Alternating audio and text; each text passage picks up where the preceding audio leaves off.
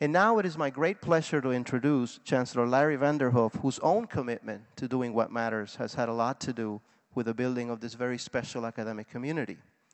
From the beginning, Chancellor Vanderhoef has been committed to carrying forward the great land-grant mission of public service upon which the university was founded.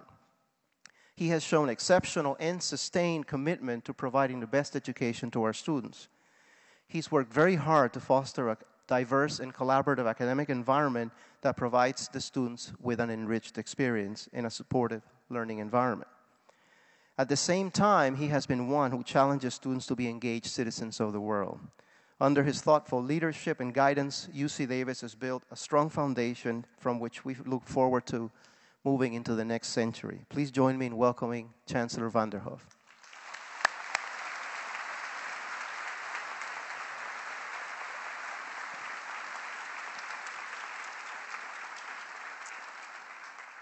Enrique, thank you very much for that introduction and for being our MC today. And Kern, thank you as well. Once again, you and the and let me rest on the orchestra for just a moment.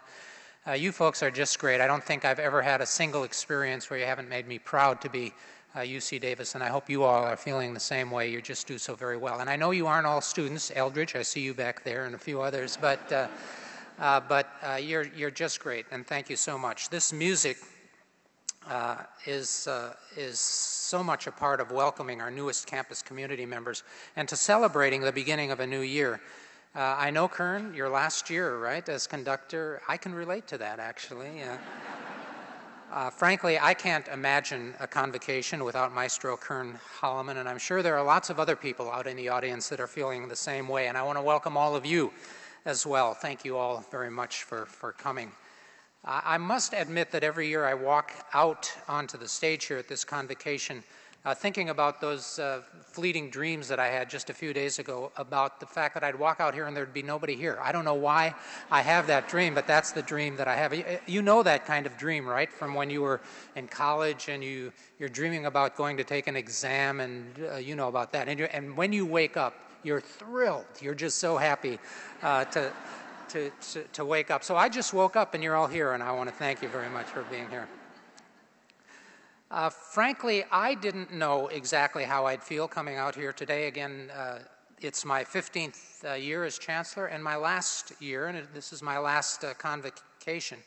And I am a little bit sad. There's no doubt about that. But in fact, mostly I'm happy. I'm happy not because I'm leaving, which may have whipped through your head in a hurry there. That's not the reason. I'm happy because I've been thinking a lot about this. As I look into your faces and the faces of everybody that's associated with this university, I realize, like Enrique said, this is about people. And you are this, in your very special and unique way, you are this remarkable university. You're this university. We're in fine shape, and I'm just delighted that I'm going to be able to continue to be part of it as time passes. This year's convocation is extra special because it marks the 100th anniversary of the arrival of our very first class of students. They would have filled just a few chairs more than the front row of this hall. That's it. That's it. That would have been it. And in fact, we could have invited the entire city of Davis to join us, and they wouldn't even have filled the first floor so that class was 18 people in that class. This year's Centennial class, a little bit bigger, actually numbers close to 5,000, and that's one of the differences that 100 years makes. So today we're launching not only a new academic year, but our centennial year. We'll celebrate a century of doing what matters, and we'll dedicate ourselves in this particular year to a special centennial year of service. Those of you who know me well know that I'm wary of overstatement. I don't readily use superlatives. Perhaps that's my Midwestern roots at work, but in spite of this hesitation, I want to tell you that of this I am quite certain. Everything that matters to us as human beings, UC Davis touches and transforms. Everything. Think about it. Whether it's health or the economy, what we eat and drink, our nutrition, the way we live and work together, how we find meaning through art and music and literature, how we steward the earth, thinking environmentally. Everything that matters, UC Davis touches and transforms. Doing what matters surely was also the intent a century ago, 100 years back, when a handful of people with a particular vision, unusual vision, and tenacity laid the foundation for this university. Do you know the story of George Pierce, Jr.? We owe him a lot. Over 100 years ago, Pierce persuaded the Davisville Chamber of Commerce to purchase and donate water rights to the land that would become this campus. He wanted everything to be right, and he felt that was important. And he convinced the Davisville Chamber to do that. All he had to do was deliver the documents to San Francisco. And then along came an earthquake, the Great Earthquake of 1906. Did that keep him from making the deadline on filing these papers? Not on your life. He climbed debris. He zigzagged through ruptured streets. It's a true story. All to ensure that this campus was founded properly. In its way, in its small way, this is a story that defined our future and set the tone for how we would think for over 100 years until today. Imagine if Pierce were here, if he was sitting together, maybe with Peter Shields, Jacob LaRue, another great person in the founding of this university. Imagine if they were all here today. Imagine their reaction. They taught us to dream big, to work hard, to never give up. But I suspect, I just bet, that even they would be amazed to see the transformation of that 1908 university farm to what UC Davis is today. To their 1908 eyes, it would be, quote, rather like Cinderella looking at the pumpkin and hearing it would become a coach, but a child believes in miracles, unquote. I like those lines because they come from Celeste Turner Wright. She was born the year that the land was set aside for this university. She became our first tenured faculty member. She was only 22 when she arrived on the campus, and she came here to found the English department. She was amid a few stucco buildings, 2 wooden dormitories, lots of sheds and barns. There's no doubt that given those beginnings, that she and several others along the way, they must have sprinkled some fairy dust. It's the best explanation I've heard for how we've developed on the campus. I mean, I can't figure it out, the way things have changed and developed. But that's as good as I can come up. They helped transform a modest farm school into one of the nation's premier research universities. Frankly, I'm amazed myself at how far we've come, particularly since it was just 50 years ago, not 100, but just 50 years ago, in 1959, that UC Davis became a comprehensive University of California campus, a full-fledged campus. I've been here for half of those 50 years. I've watched it a lot firsthand, and still I'm amazed at how it's developed. The special centennial issue of our UC Davis magazine is just back from the printer, and it recounts our dramatic rise and 100 of the many, many ways that we've transformed the world. Our presence has expanded from Davis, this small plot of land here in Davis to begin with, to Sacramento and far beyond that. Our health system serves 6 million residents throughout Northern California.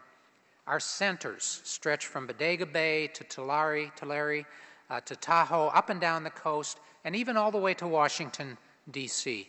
In fact, our reach is truly global. Nearly half, think about this, nearly half of our faculty are involved in international activities. And our alumni, that number, by the way, is now up to about 185,000. They further spread the impact of UC Davis to every corner of the globe. That positive impact is felt in so many ways. Let me just listen to a few of the examples. Our physicians and researchers who are developing new and more effective medical treatments and therapies every day. Our food scientists who are developing new varieties of grain to feed the world's 70 million poor and hungry people. Our transportation experts helping to develop greener, cleaner fuels. and vehicles. Our MBA students who are designing innovative low-income housing to help the homeless turn their lives around. Our faculty who are helping to prepare a cadre of K-12 teacher leaders to improve public school instruction. The more than 100 student volunteers who tutor low-income elementary school students through the Davis Bridge program. An alumna who is designing an award-winning line of clothing for women in wheelchairs. The summer abroad instructor who is introducing her students to the history and the culture of Greece, but not just doing that, teaching them along the way to be better citizens of the world in the process. The staff volunteer who for 25 years has enriched the lives of the animals at the Folsom City Zoo Sanctuary. And the more than 6,000 students and faculty and staff who annually contribute 700,000 hours of volunteer service. These are just a few of the many contributions that we know about. We don't know about everything. There's lots going on that we just haven't heard about. So I've just barely scratched the surface of what our people are doing, and the numbers are big and impressive. A century later, it's very clear that one thing hasn't changed, that very special spirit that has always characterized this campus. Clark Kerr is a name known to lots of you. He was a revered former president of the University of California and a revered higher education statesman. He described the spirit that I'm talking about in this way. The Davis campus has always had more community spirit than any other. It was, above all campuses, an integrated human and intellectual community, a friendly, pragmatic place, and very resourceful in working out problems. That was Clark Kerr. He confessed years later that Davis was truly his favorite UC campus, and he sent his children here, as a matter of fact, to be educated. It's that very special, caring spirit that has made us what we are. It's gotten us through the toughest times, and it's made us really shine when the times were good. And it all springs from a very simple premise. We have, for 100 years now, held to a simple principle. We do what matters. It's our calling, and nobody does it better than we do it. Keeping that promise in a rapidly changing and shrinking world means we'll have to be even more innovative and agile. Just think how much has changed in the past 100 years, in the past 20. Beloit College produces a mindset list every year for each fall's entering college class that makes this point in a playful but a really pointed way. For the class of 2012, that's this year's entering class, they were born in 1990, IBM, it doesn't compute, right? 1990. To them, IBM never made typewriters. What's an IBM typewriter? The Tonight Show has always been hosted by Jay Leno. GPS satellite navigation systems, always available. Landline telephones, obsolete. Just a whole different way of thinking. And these students' frame of reference is clearly different from us, for one thing, but for just think, I have a 97-year-old father-in-law. Lots different. My daughter is 38 now. Even last year's graduates, just 4 or 5 years older, a whole lot different than what their perspective is. That has meaning for us at the university because we have to continue to change as they change. There's no doubt that what matters has changed dramatically and rapidly over the past century, and it's going to continue to do so. But just as UC Davis was there 100 years ago, anticipating and responding to society's needs, I know that we'll be there doing the same thing in our second century. It really is not an option for us. It's in our genes. It's our culture. It's what we do, and we do it well.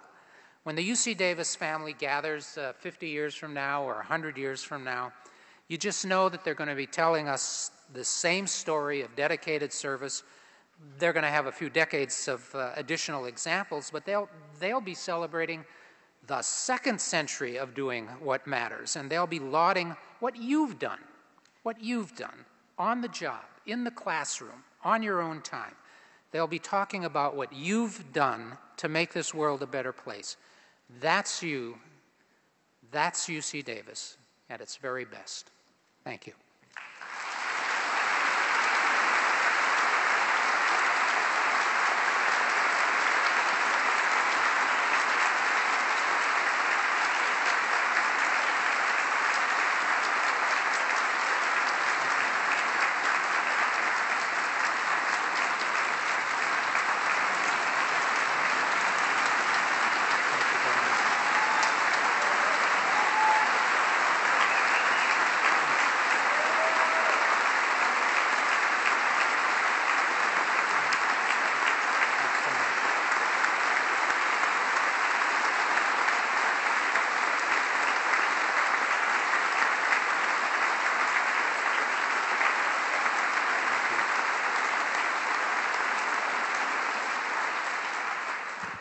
You know, when that kind of thing happens on TV, they go like this and they ask people to sit down. I didn't want to do that. I just thought,